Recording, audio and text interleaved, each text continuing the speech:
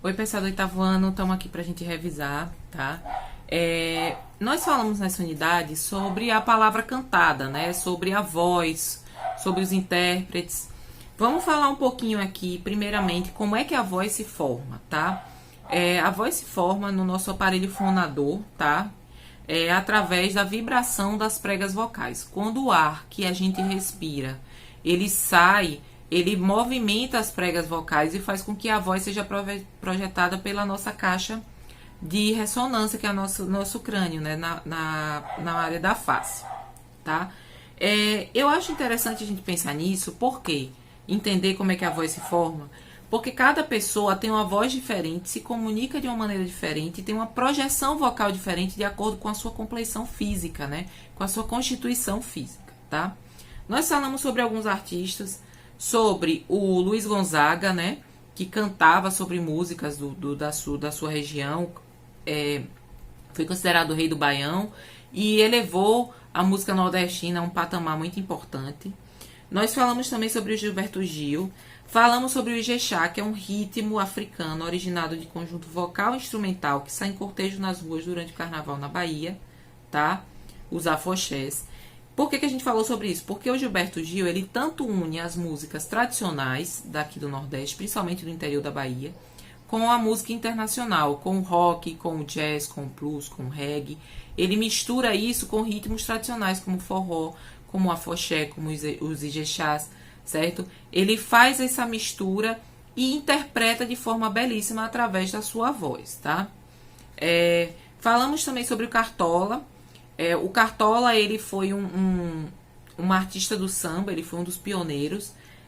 O Cartola, ele era considerado um bamba, né? Um destaque do samba, um músico virtuoso, né? Que tinha várias características importantes de entonação, de voz, tá? Ele passou um tempo afastado, depois retornou, gravou seu primeiro álbum já nos anos 60, né? Ele não tinha gravado álbuns antes disso, gravou seu primeiro álbum nos anos 60. Mas ele é referência como intérprete, ele tinha uma forma de interpretar muito característica dele. Além disso, nós falamos também sobre Elis Regina. A diferença de todos esses artistas é que eles têm timbres diferentes, formas de cantar diferentes e presença de palco diferente, tá? Falamos também sobre o desenvolvimento dos microfones, a invenção, o desenvolvimento, como era antes e depois, né? Antes do desenvolvimento dos microfones, as pessoas elas tinham que ter uma técnica vocal muito apurada e tinham que ter uma entonação e uma altura de voz muito grande, tá? Então eu tinha que cantar de forma muito intensa para poder minha voz sobressair em meio a orquestras, né? A orquestras de câmara ou até mesmo orquestras com 100, 200 músicos, certo? Mais de 100 músicos.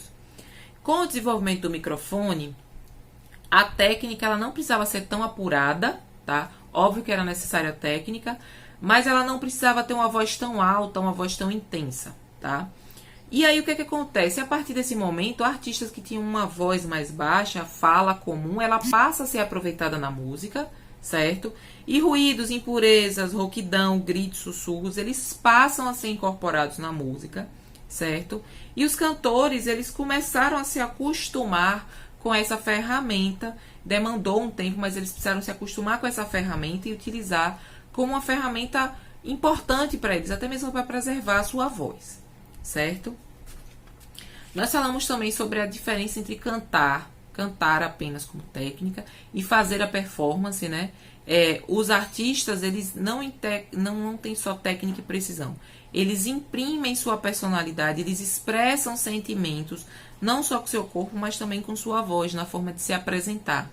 Porque o cantor, ele não vai ficar restrito só à música que a gente ouve no nosso fone de ouvido, no nosso aparelho de som, tá? Ele também vai se apresentar, a gente vai conhecer ele, vai ver shows, vai ver apresentações. Então, a postura dele faz parte desse contexto da performance, tá? É importante a gente lembrar que, como a voz e a música, ela pode ser muito sutil, nem sempre a gente precisa compreender o idioma em que ela está sendo apresentada. há pessoas que falam apenas português e elas gostam de músicas internacionais, né? Aqui no livro a gente tem vários exemplos, né, de artistas japoneses que cantam em português, né? Então a contrapartida é válida, né? Artistas de fora do país que gostam de música daqui. Um exemplo muito legal é a música Garota de Ipanema. Ela é interpretada em vários filmes. Gente que nunca nem veio no Brasil e que gosta da sonoridade, interpreta algumas músicas porque gosta da sonoridade, né? O artista, o cantor que interpreta, que performa a música, às vezes ele faz com que a gente tenha essa sensação de familiaridade, que a gente goste, que a gente curta aquela música, tá? E por último falamos sobre as características da voz. Vou me ater um pouquinho a essa parte para a gente entender algumas coisas. Primeiro, tá? O timbre, a gente já falou sobre o timbre, mas vamos repetir. O timbre, ele é a característica sonora, certo? A característica do som, que é a identidade vocal, a identidade de onde vem o som, tá? Da origem do som. A identidade vocal, a identidade sonora, a identidade do instrumento é dada pelo timbre.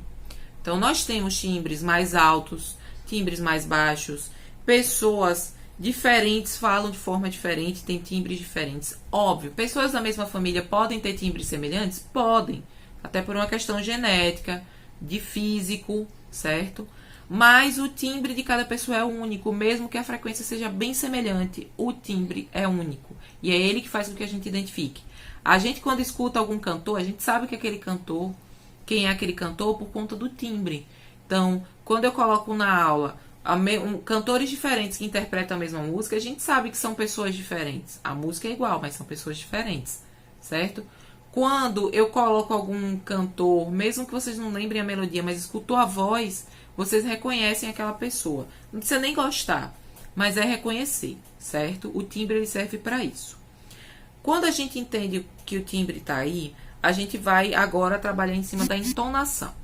Entonação é uma variação de tom, da altura da voz, tá? É a interpretação sonora da pontuação gráfica do texto. Então, foi aquilo que eu falei. Como a gente vai saber se é uma afirmação, se é um questionamento, se é uma exclamação? Através da entonação, da quantidade de energia que a gente coloca pela nossa voz, através da nossa voz. Então, se eu pergunto, você gosta de cantar? Né? É diferente da afirmação, você gosta de cantar. Tá? A forma como eu entoo a palavra, né, a pontuação, dá essa característica diferente, tá?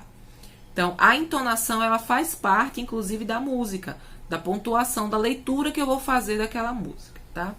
A altura, certo? É se o som, ele é grave ou agudo. Para que a gente precisa saber se o som é grave ou agudo? Primeiro, vamos entender. Sons graves, né? Os sons são produzidos através... A gente escuta o som por conta das ondas sonoras, tá? Então, sons graves têm ondas sonoras mais amplas, mais espaçadas, certo? Sons agudos têm ondas sonoras mais curtas. Então, no menor espaço de tempo, o som agudo ele vibra mais que o som grave, certo? Ele tem uma extensão menor e mais vibrante do que o som grave, que tem uma extensão maior, tá? Para que a gente precisa saber grave e agudo? Para a gente entender que as classificações da voz, elas vão se basear nisso. Então, nós temos as vozes masculinas e femininas, que vão se basear em vozes mais agudas, intermediárias ou mais graves. Qual é a classificação, professora?